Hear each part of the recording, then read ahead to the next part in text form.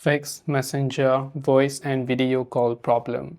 If you're facing either the voice call or a video call problem on your Messenger app, there are a couple of ways to fix this. It could just be that the Messenger app is lacking the permission to your microphone and camera.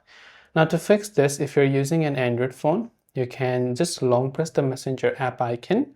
On any Android phone, you can long press, then tap on the eye icon, which will take you to the app info page. And from here, just go to the option called permissions from the very top. Then you can see camera permission. You have to set this to allow. Same goes for microphone as well. Just set this to allow. So set both of these permissions to allow. On iPhone, also look for your privacy settings and enable camera and microphone permission for Messenger. Then after that, scroll down and go to storage and clear the cache files. Do not tap on clear data unless you know your login information, because you have to log in again. Then after you do that, go to your Play Store or your App Store, search for Messenger, check if the app has an update, and if it does, then of course make sure to update it to the latest version.